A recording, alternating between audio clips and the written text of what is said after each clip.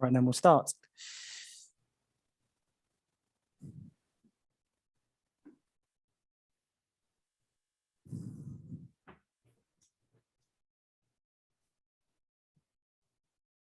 Good afternoon all. Just waiting for the numbers to tick up before we make a start.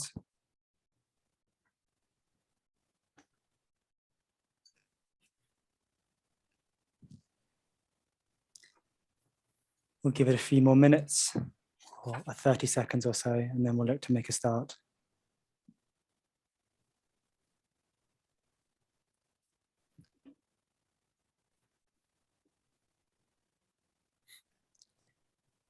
So that number looks to have stabilized. So good afternoon all, and welcome to what is the second in a series of webinars being put on by Care England, the Association for Real Change, the National Care Forum, and the Registered Nursing Home Association. I'm George Appleton, I'm the Head of Policy at Care England, and I'll be helping guide us through the next hour, but this session is really being led by Rachel Griffiths, our Mental Capacity Act and Human Rights Consultant. But I'll let Rachel introduce herself properly, and I'll be passing over to Rachel in a few minutes. But before I do so, I just wanted to cover off a few housekeeping points. So this session is being recorded, as we do plan to host the recordings on the Care Provider Alliance website.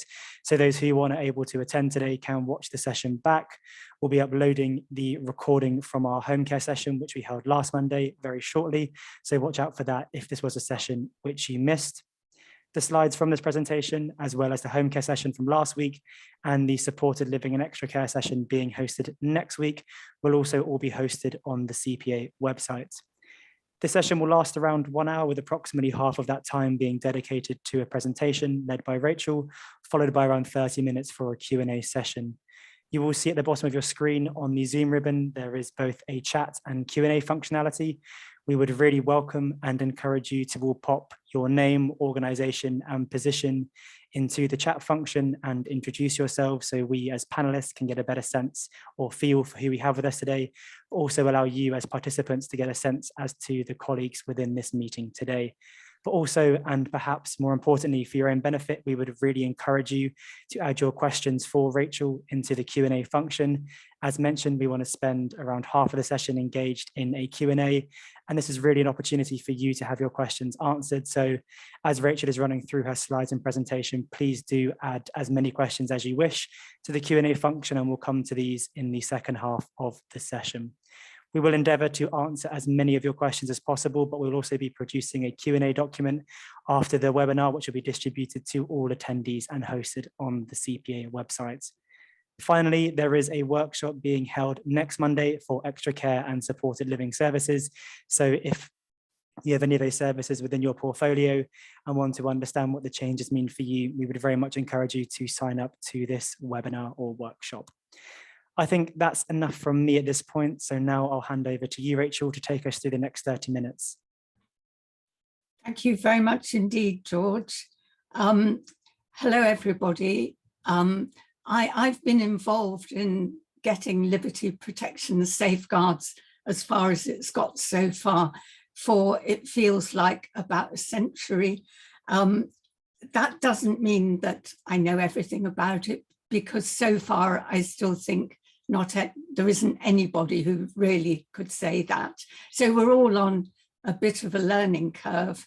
And I hope that you will enjoy the presentation. I've tried to keep it fairly general, but with resources for where you can find out more. And I look forward particularly to your questions. Next slide, please.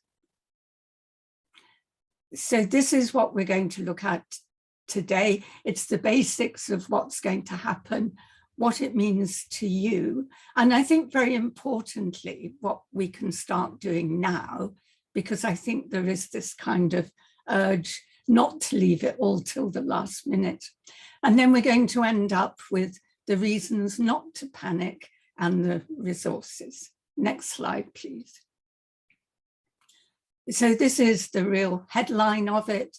What's going to happen is we're going to change from DOLS to Liberty Protection Safeguards, LPS. Some people call it LIPS, but please, I would beg you not to. DOLS was bad enough. And that, of course, this is about protecting people's rights. Next slide, please.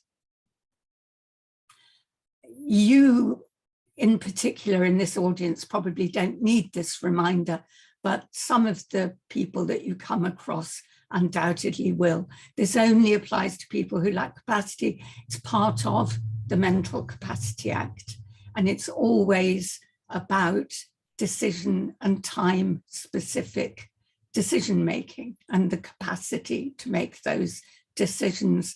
So this is about when a person lacks capacity to consent to what LPS call the arrangements. I think we can think of it as the care plan that's needed to give people the care and treatment that they really need, and when it amounts to a deprivation of liberty. Next slide, please. Reminder for you all, you're going to be all too familiar, I suspect, with the acid test. Deprivation of liberty is when the person who lacks capacity to consent to it is under complete and effective supervision and control, meaning that people do know what they're doing and where, and actually with quite an element often of stopping somebody doing something that they want to be doing, and that they are not free to go and live somewhere else. They may well be free to go out on outings. I hope that they are, whether accompanied or if it's safe on their own even, or with their relatives.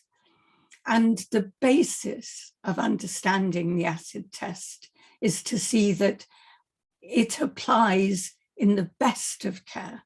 We want care to be the best of care, but that however good the care plan, a gilded cage is still a cage. I'm sure you're all familiar with Lady Hale's comment from the Cheshire West case, and that still applies. Next slide, please.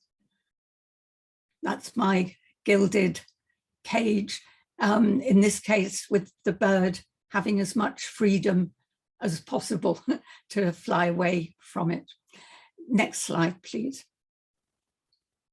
So what is the LPS going to do? It's going to provide these protections for people's rights, because very like dolls, it makes sure that people have looked for a less restrictive option. It makes sure the person is really eligible. It does still happen that people are thought to lack capacity, maybe because they often appear in a particularly strange presentation, or they've got a diagnosis that can be very serious, but they don't actually lack capacity for all decisions. So it is worth checking. And this is sort of a bit new, I suppose, that the plans are both necessary and proportionate. Now, necessary and proportionate crops up in the wider Mental Capacity Act and in DOLS. So particularly for the audience that we're talking to today, I think this is not going to be new to you, but it is a reminder. And of course, it gives the person the right to challenge. So to have your care plan challenged is not a bad thing. I agree, it's a worrying thing, but it's an essential right. Next slide, please. This is looking back a little bit for a second at the wider Mental Capacity Act, that deprivation of liberty and the deprivation of liberty safeguards have to be part of. Everybody, I think, knows that the use or threatened use of force to make someone do something they are resisting is a restraint. Still, not everybody recognizes that restricting their freedom of movement, even if they're as happy as can be and don't notice that there's a locked front door to the care home, if that locked front door is to restrict somebody's freedom of movement, it is a restraint for that person. And restraint is lawful, provided it's necessary and proportionate. There are always restraints in a deprivation of liberty. That's how it's built, I suppose, but an individual restraint is not of itself a deprivation. Again, that sounds as though it's going to be complicated, but it is exactly the same as dolls. And my advice to you always, now working within dolls and in the future, working within LPS, is make sure that you and your staff can recognize restraint and record it. Always ask yourself if it's necessary and proportionate. There is more about restraint in the existing MCA Code of Practice, which is going to be replaced by a new one at the same time that LPS comes in. But it's chapter 6, and I think it will be in the new code anyway. Next slide, please. So what's new? The reason for LPS largely, well, there are various reasons. One of them is that it's thought to be cheaper and easier, but a lot of people were missing out because, as you know, dolls only apply in care homes and hospitals. LPS will cover the individual wherever they are, in any sort of setting, including in their own homes. And like the rest of the Mental Capacity Act, it will cover people from the age of 16 upwards, so that those 16 and 17-year-olds who currently often deprivation of liberty, I mean, it's rare, but it doesn't always get recognised, and it will from the future have to be. Next slide, please. I've already mentioned it's supposed to be cheaper. That comes with being more flexible and intuitive. The plan is for it to be less jargony, there's still a bit, less bureaucratic, there's still some, as you would expect, not as weird and difficult to understand as dolls. Part of that is that it can be extended more easily and for longer if a person's condition is stable, if they're very unlikely to regain capacity. And it can cover moving between different settings and the transport between them. So being in different settings and getting the person there, but only if that's planned, if it's part of the care planning process. Next slide, please. And instead of the 6 assessments for dolls, we now have 3. They're actually pretty similar. They cover the same sorts of things. So there's a mental capacity assessment. When I say the list of professions that can assess it, the only difference is that speech and language therapists, I think, very rightly have been brought into the group, but it doesn't have to involve a special new assessment for LPS. If there is a capacity assessment covering what we need to look at, so consent to what these arrangements, this care plan are, if there's one on file already, and there's no reason to think it's not true any longer, then that will work. And the same thing is true about the second of the 3 assessments, mental disorder. Under dolls, it has to be a very specific assessment for that authorization. This again, if there is a mental disorder, so dementia or learning disabilities, often in your world, I think it will be dementia. It can now be done by a psychologist. And again, it doesn't have to be done afresh. If it's been done already, and the government estimates that for most people, it should have been already done. There should be a diagnosis. I think we all know that sometimes isn't, but I think the professions are working on that. The new one is the 3rd one. This must be done afresh for a new authorization by the same sort of assessors. Think of it as like a best interests assessor almost, but any doctor or social worker or OT, they're not specially trained. And it's necessary to prevent harm to this person and proportionate to the likelihood and seriousness of that harm, which is the same as what makes restraint lawful, and it is currently part of the DOL's best interests assessment. But it's the heart of LPS. You'll hear it called N and P, I bet you, because if people can reduce everything to an acronym, they will, but it's necessary and proportionate. And this is at the heart of deciding whether it's justified and the right thing to do to be intensely restricting this person's freedom of action. Next slide, please. So I'm just going to run you very quickly because some of you may be involved with providers of supported living or shared lives, or services for 16, 17-year-olds, or for services into people's own homes. It's going to be quite a learning curve for them. Currently, they're still not allowed. It's not lawful for them to deprive people of their liberty, but it can only be authorised by going to the Court of Protection. That is not done by the care provider, as many of you will already know, but by the commissioners. Usually the local authority takes the lead, but care providers have to provide information and be prepared to perhaps be interviewed about it. So it's going to be a lot of new learning for some providers.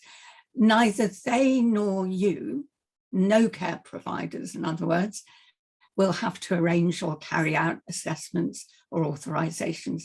In the early days of LPS, care home managers were supposed to be going to have to do this.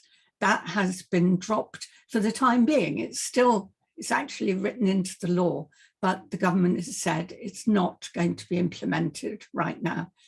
The fact that I think they'd have had a riot on their hands, I have no idea if that's why, but I think they thought you'd certainly all got enough on your plates at the moment. Next slide, please. So for you, I've really been telling you the reasons why I do say that you are already familiar with DOLS, many of you. This is often going to be simpler. And the important things are the need to know about restraint and deprivation of liberty. You're going to have to know more about the process than you need to know now and where to find out more information, a lot of which is going to be in the new code of practice, currently out for public consultation, but more on that in a few minutes. And again, I emphasize, you will not be responsible for assessments and decision-making. Phew. Next slide, please. Just a reminder for you and people that you're on the front line and you're often explaining to relatives or to people who use services and to staff who maybe aren't that familiar with it, why you're doing all this. It's not just to provide paperwork, and it's not so that you can deprive a person of their liberty, but it's to make it lawful and ensure that it's the right thing for that person if it is needed, if it's the only way to give somebody the care or treatment that they need. And it does mean depriving them of their liberty. And something I'm not spending much time on today, but it is important, is that this is where you get your protection from liability from when you are depriving somebody of their liberty. And you're not doing it wantonly, you're not doing it because it makes you feel important, you're doing it because there's no less restrictive option. Next slide, please. So what will LPS do? As we all know, sometimes you do have to deprive a person of their liberty. You would not be doing your job right if you let them walk into serious harm. So these are going to make it easier to identify. It's going to make it easier to arrange checks on, well, that's the assessments really, whether this really is somebody who lacks capacity. It's not just that they were very confused when they first came into the care home, or they were undernourished or over-medicated because they've been in hospital getting a lot of drugs. I mean, people do sometimes improve their capacity, as you will all know, and make sure that they do have a mental disorder, because that's the legal framework that we're working within, and then necessary and proportionate and the right to challenge. Next slide, please. There will be a transition year. You'll hear talk of this transition. It's pretty straightforward, I think. I'm usually very good at thinking about what can go wrong. I think you have to in the world of adult social care these days, but I don't think this is that difficult. From the clock ticking over onto the implementation date for LPS, no new DOLS authorisations can be given.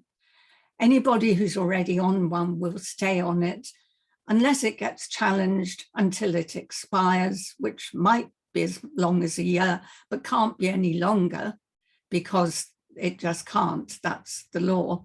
As soon as it expires, if the person is still deprived of their liberty, you switch to LPS, and some of the existing assessments may get used. So that might be quite a simple process. So DOLS will kind of tick down, and after a year there won't be any, there'll only be LPS. Next slide, please. Responsible bodies, this is a horrible slide. And this is to explain to you really, or justify to you why I'm not going into the process in enormous detail, partly because you'd lose the will to live, partly because we would run out of time. So there are going to be things called responsible bodies. DOLS, we have supervisory bodies. This is a bit similar, but actually, instead of it all being the local authority, if the person is in a hospital, it's the hospital manager.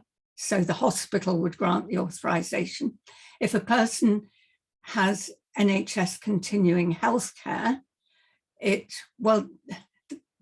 government, the law still says clinical commissioning group. They're going to be abolished probably in about a month and replaced with integrated care boards.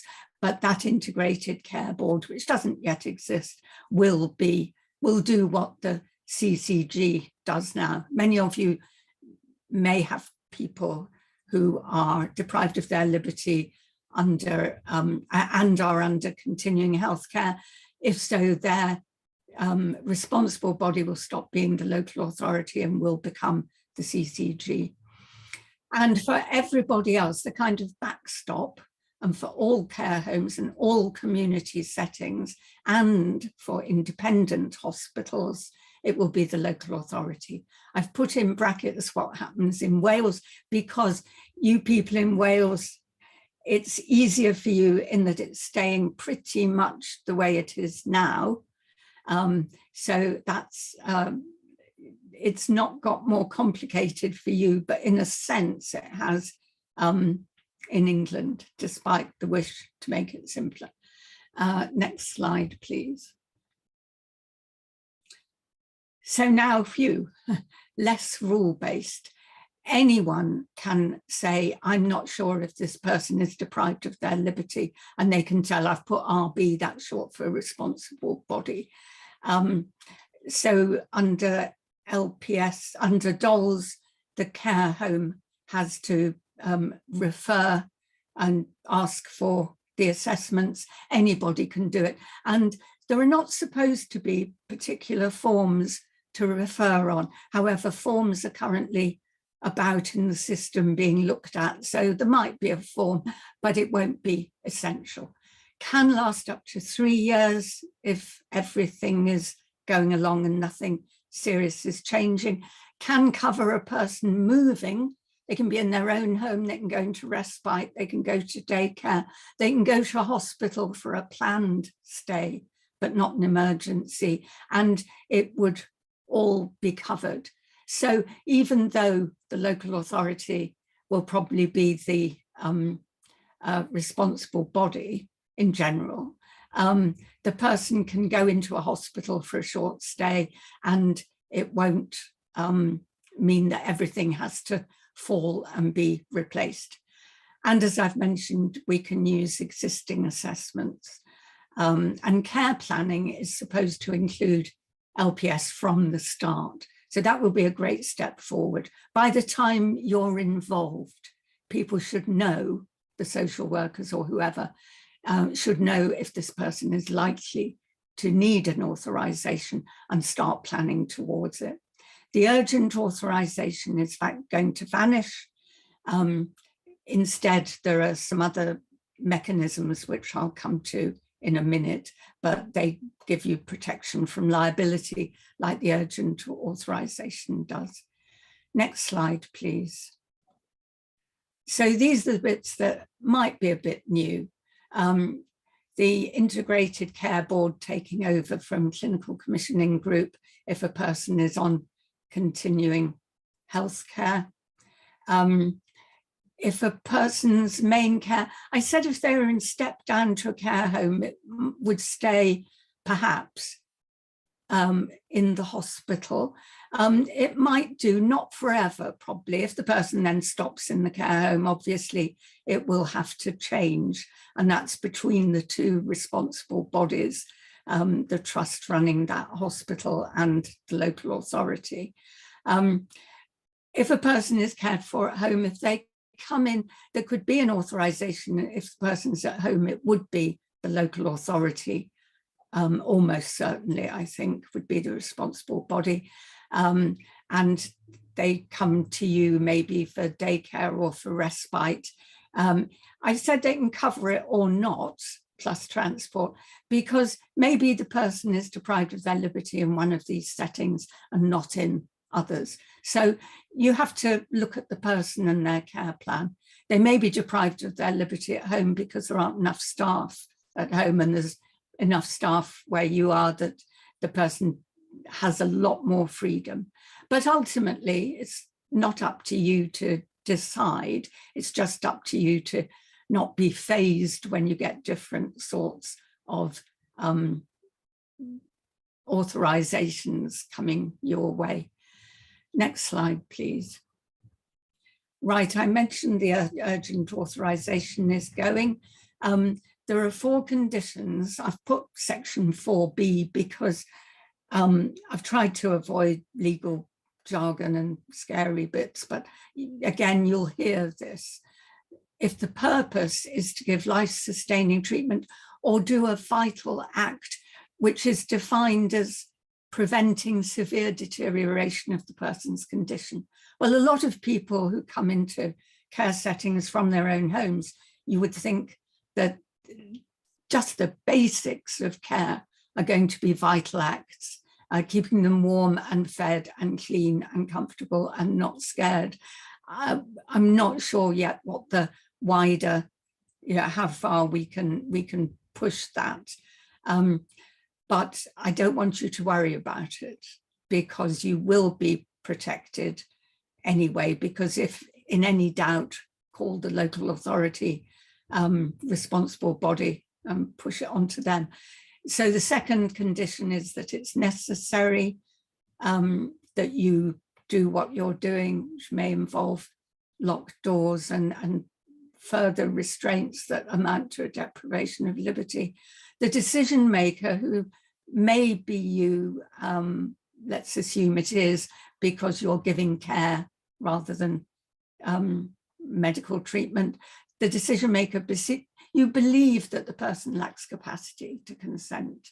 And either you've applied for, or somebody, not necessarily you, has applied for an LPS authorization, or it's an emergency.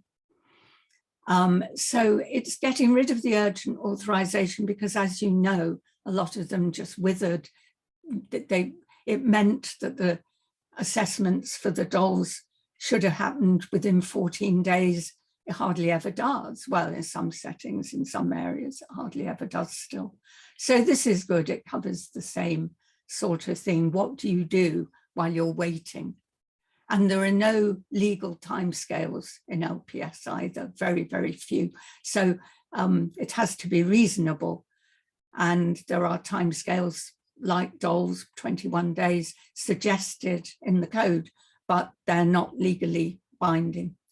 Next slide, please. So when will LPS start, you cry? You will note that I haven't given you a definite date. We don't have one. We've had some definite dates and they've slipped, as you will have noticed. They've gone.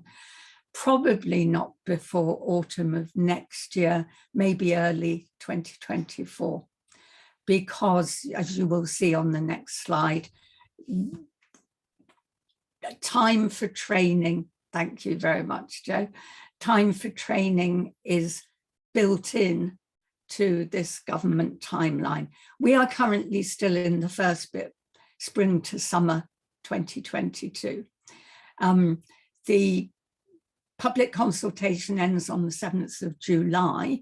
From then till winter sometime, late autumn, winter, when it's cold and dark again, we get, the government is going to consider our responses to the consultation, and then we'll publish that, and they will get ready to do the next stages, put the code of practice together, and allow for training. And the pre-launch implementation period, that says beings, it ought to be begins, including training and sector readiness, they want to allow 6 months. So that's one good reason not to panic yet. Next slide, please. The public consultation, which I've mentioned, it would be great if any of you have the time and the will to put in some kinds of comments on what you think is going to work in practice, what's clear and what isn't. I'm giving you the link. There are an awful lot of documents there. There is, I think, the summary to the code of practice is very good, and the summary to the consultation is good. See how you go, but sometime when you're sitting with a cup of coffee, maybe give them the benefit of your views on all this, because they do want to know. We 4 organizations that have presenting this series of webinars to you are putting in our responses on your behalf, but don't feel that that means that you can't or shouldn't. Next slide, please. For example, the code, this is something you have to be careful about if you do read the draft code of practice. It uses the acid test, which we're all familiar with from dolls, but it has some scenarios that worry a lot of us. Some of them worry me. Don't rely on it in decision-making about deprivation of liberty for the time being, because it's a draft. I mean, if in doubt, get onto your dolls team. I hope you know them and like them and get on well with them. Do your best.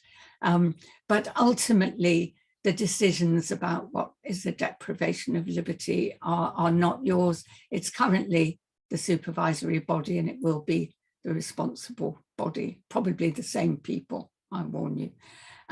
Next slide, please. Government training triangle. This is a very good little graphic, I think. Left-hand side is get more and more specialized going up. Now, I haven't talked about the AMCP at the very top, approved mental capacity professional. Some of them are going to convert from being best interests assessors. There will be some new ones.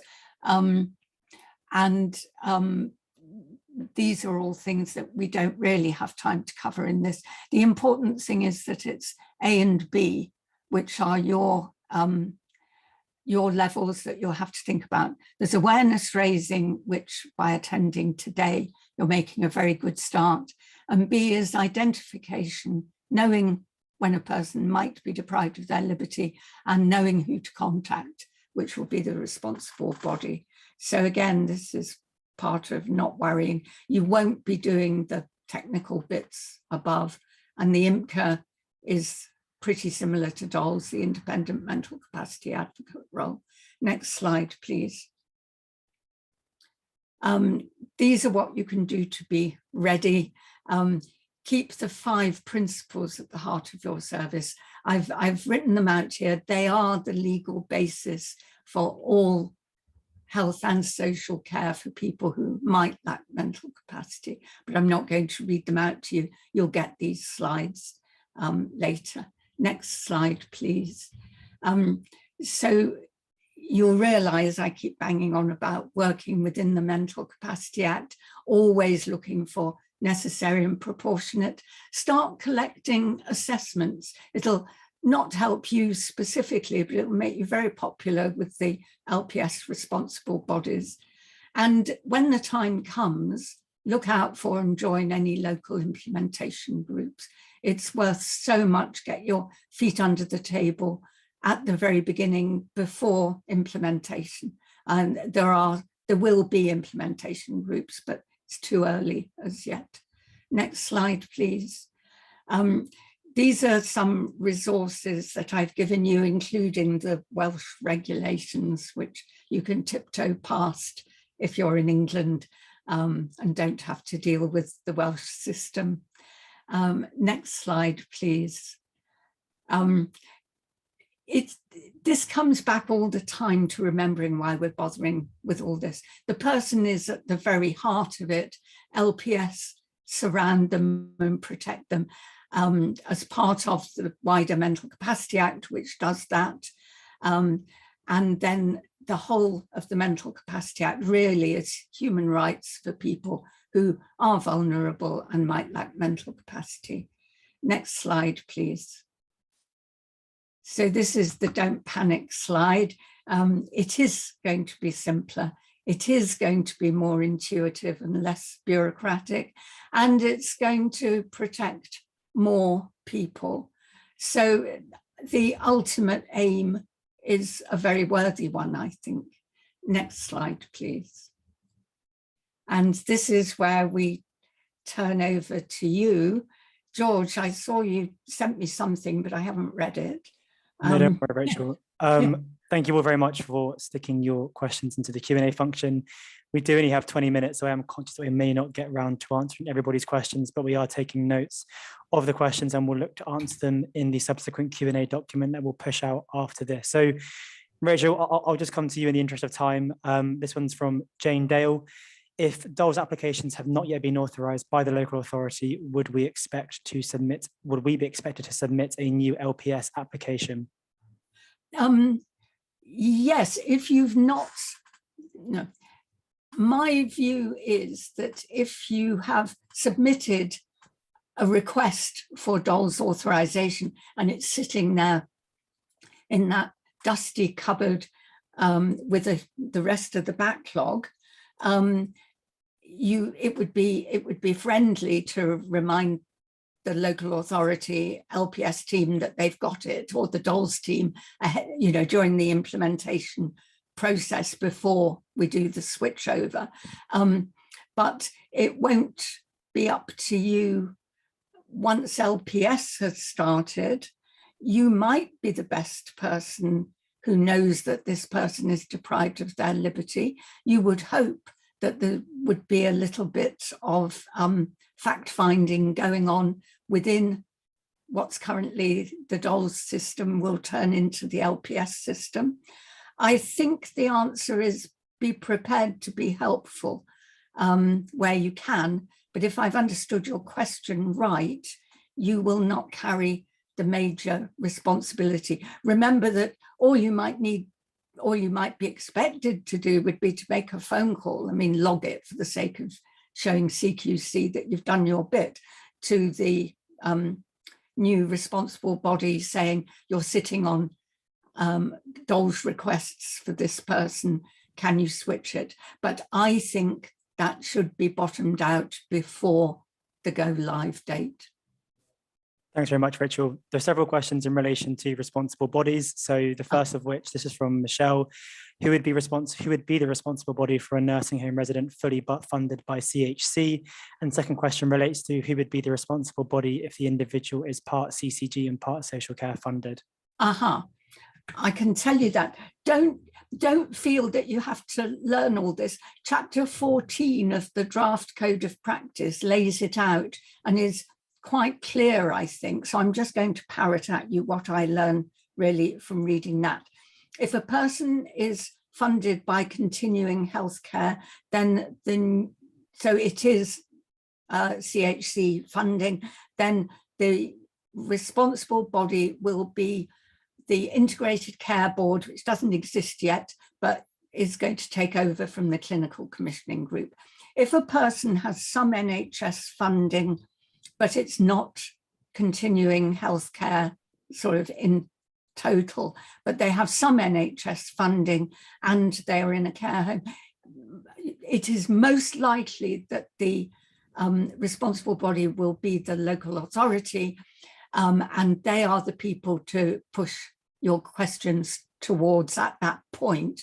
I would remind you, well, I can't remind you because I haven't told you, I would point out that there is very firmly built into LPS a thing called the no wrong door principle. And if you furrow your brow and think, I think this ought to go to the Integrated Care Board, and you send it to them, if they think it's not for them, it's up to them to get in touch with the right responsible body and send it on to them. I mean, obviously do your best to get it right first time, but continuing healthcare is different from somebody who just has some NHS funding, some NHS care. For that person, it's the local authority. Thanks, Rachel. This is perhaps one for last week or next week's session, but this is from Gareth. And who would be responsible for the application if the person lives at home and access the services for day support or short breaks, the local authority or the provider? It's never you, the provider, who is responsible for this, but it's courteous and it's being a good colleague if you think they haven't spotted that the person is either deprived of their liberty in their own home where they're living, they're going to come to you for daycare. You need to think, are they likely, or somebody needs to think, whoever's planning it with your help needs to work out, I mean, these decisions are always better if you do them jointly, work out, is the person going to be deprived of their liberty during their daycare here, or their respite week, or whatever it might be? And if the answer is, well, we think there's a real risk of it, then it is the local authority who needs to see to that. They are responsible both for all community settings and for any backstop where nobody else is picking it up. So they're the kind of, if I say wicket keeper, I'm probably getting my cricket wrong, so I won't. But it's the responsible body of last resort. If all else fails, it's the poor old local authority. But in the cases you're describing, it's not up to you, except that you should be part of the discussions. Thanks, Rachel. Another responsible body question. Will the responsible bodies have the time and resources to manage applications as currently they do not? Well, yes, it is going to be easier for them, because when somebody is having their Care Act assessments about what care they might need, LPS will have to be in their mind as they're doing it. So those local authority staff, the GP, the local community nursing, whoever it may be that's thinking about care planning for this individual, should have this in mind. And this is why I said to you how popular you will be if you start collecting capacity and mental disorder assessments, because if they're still valid, they can be reused. So with DOLS, the local authority has to send out 2 specific highly trained individuals always for every authorization. That doesn't happen. Something I have not gone into in detail, but I probably should have, is that I mentioned the approved mental capacity professional. They only come into play, and again, they wouldn't be, they're not commissioned by you, they're commissioned by the responsible body. They only come into play if the person is in an independent hospital or is objecting to the care plan that is depriving them of their liberty. So for many, many people, all the people who are as happy as a clam in the care home and don't know that they're deprived of their liberty, for them, there is no need for that level of independent expert scrutiny. It raises some questions around how can we be sure that we're recognizing objection. And this is something that I left out for today for time reasons, but do have a look in the code of practice if you're interested in this at this time. Otherwise, I know it's going to be covered in the training provided in the last 6 months before implementation. So don't, it's a good question, but don't worry about it too much in technical detail at the moment, I would say. Thanks, Rachel. The next question is from Amanda, which says, DOLS takes an inordinate amount of time to get approved currently. Are there timescales set out in the guidance for LPS to speed up the system? Really good. They left out the legal timescales that apply to DOLS. There is only one legal timescale in LPS that's written in the actual law, and that is that the person and their family and friends have to be notified by the responsible body within 72 hours of an authorization being given. So in terms of the timescales that have got so missed with DOLS, they don't exist. The code of practice, however, suggests that responsible bodies and CQC, which is going to be monitoring the system so it can look at what the responsible bodies are doing, that they should aim at 21 days. And if they've got their ducks in a row, as it were, and they've got the capacity assessment, they've got the mental disorder assessment, they've got a diagnosis, in other words, then necessary and proportionate can be done while the planning is underway for that person's care plan. So it should be a lot quicker. And this is obviously very important. And I think a lot of us were quite cynical, but I think the will is definitely there to make it work a lot quicker, because it's no good the way it is. Thanks, Rachel. Several questions coming in around the transition period. I think you covered this in response to the first question we had. Oh dear, I hope I wasn't clear. No, we had asked those, perhaps just worth clarifying is that if applications are not authorized before the LPS implementation date, will providers then have to reapply for those applications? Yeah. Okay. Yes, if they haven't got round to it, poor souls. I mean, that sounds as if they're sitting around playing cards. I'm sure they're not. But if they haven't got to it by, although they've been sitting on it for 6 months, if they haven't got to it by LPS implementation day, then they have to then think, oops, we need to do the assessments now for an LPS authorization. So it cannot happen. It is legally impossible for anybody to sign off a DOLS authorization from day one of implementation. But it doesn't mean they just throw them all in the bin, I hope. Well, it won't, of course it won't. It's a question of going through them and finding where you've already got the ability to make it that on day one of LPS, you can do it very quickly. Thanks, because Rachel. you've got the assessments. There's a question here in relation to shared lives. I'm not sure whether you wanted to cover off what the situation is in relation to shared lives, Rachel, or do you want to leave that until next week's presentation? Well, shared lives, I am covering next week, but hit me with it, and if I can do it quickly, I will. So I think the question was simply, can you go over the shared life situation again? In other words, how does it apply to shared lives in that respect? How do the changes impact shared life schemes?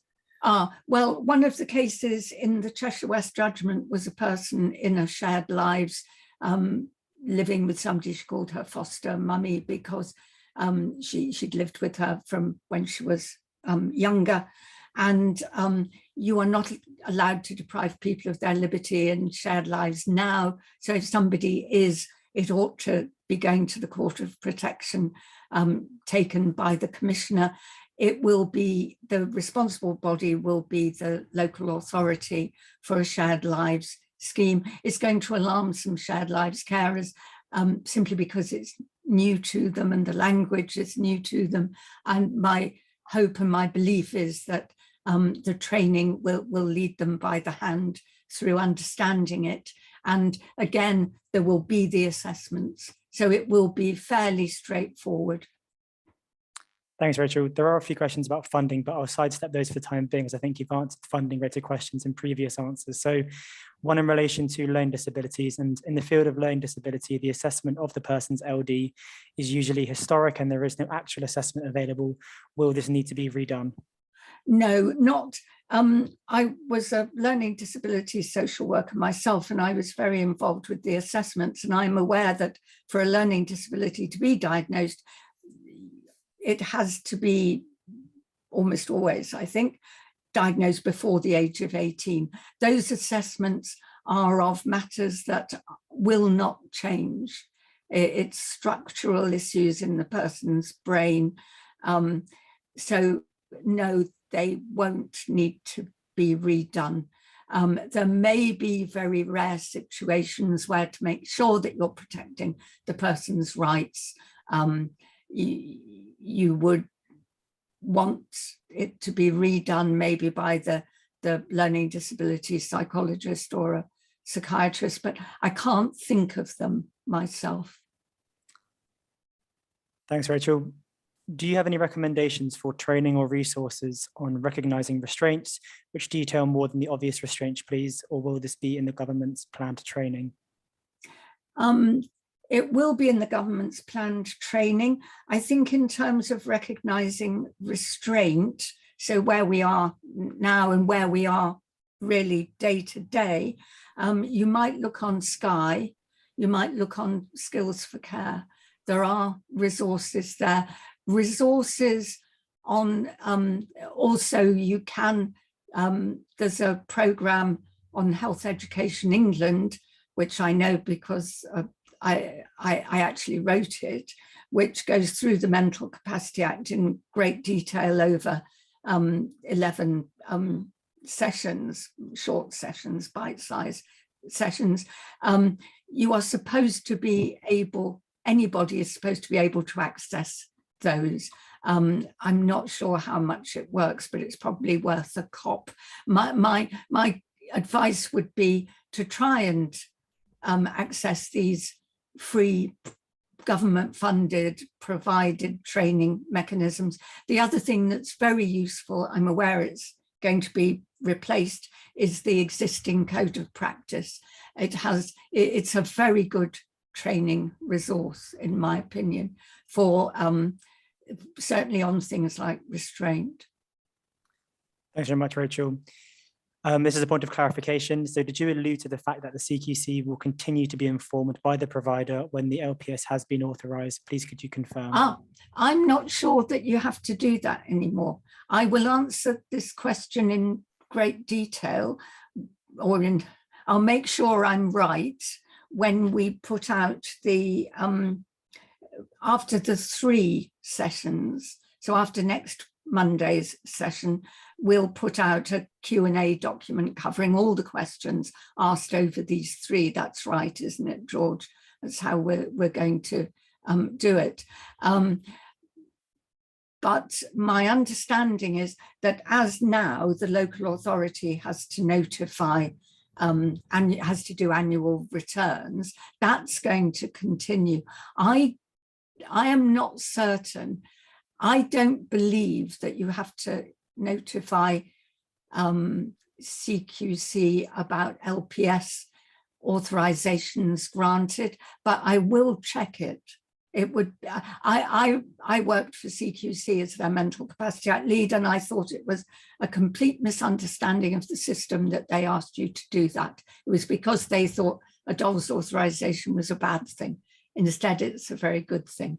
But you've just aroused one of the bees in my bonnet. I will answer it. Don't take that as gospel. I will answer it about whether you'll have to do it again. Certainly you'll know before implementation time, because it will, I'll make sure it's in the training packages. Thanks very much, Rachel. Conscious we only have 3 minutes left. We'll look to pick up 1 or 2, maybe 2 more questions. The first of which being local authorities use their own forms for submitting DOLS applications, which causes challenges to providers working across geographical areas. Is there an appetite to streamline this through the guidance by provision of a single pro forma? You bet your bottom dollar there is. The form 1, is it still called, that's done by the provider, I am certain it's going to go, and just vanish, because you can just drop them a note or ring them up. However, I think they got a bit worried about wanting to make sure they got certain information about the person's age and diagnosis and what the nature of the problem is. And there is a simple national form that is being trialed. Well, I don't think it's being trialed yet, but I've seen a draft form, but the idea is to reduce the burden of paperwork, I mean, get rid of as much as possible. I completely agree with you that this is an unnecessary stress when we can't access the right paperwork. And the intention is, I mean, again, bear in mind, we've got 18 months or more to get this one right. I'm very pleased that you mentioned it. And again, by me hearing about this, I'll feed it back in to the system, certainly, that it's really important that we don't end up with anything remotely like the DOLS forms. Thanks very much, Rachel. I am conscious that we are nearing the allotted hour for this meeting, so I think I'll draw this meeting to a close. I want to start by thanking Rachel for her time and expertise, but also thank all of you as the attendees for taking the time out of your incredibly busy days. And we really hope you found this session helpful. As mentioned at the start, the slides and the recording of the webinar will be hosted on the CPA website, and I'm sure we'll be disseminating the materials to all attendees. I am also conscious that we didn't get the opportunity to answer all questions in the Q&A function, so we'll look to pick those up and answer those in the Q&A document we'll be publishing after this meeting. There is one more webinar running next Monday for extra care and supported living services. So if you do have those services within your portfolio, I would encourage you all to register for that webinar. Thank you all for a really useful session and have a wonderful week. And I just add to George, my thanks to you all. George, can I say something very quickly? I was just flicking through the questions, and somebody asked about self-funders. Local authority will be the RB for self-funders. Thanks, Rachel. Gets a bit more complicated if they're out of area, but it's all in chapter 14 of the draft code. Perfect. Well, let's pick that answer up in the Q&A document, Rachel, then. Yeah, we will. Smashing. Thank you all very much and have a lovely week.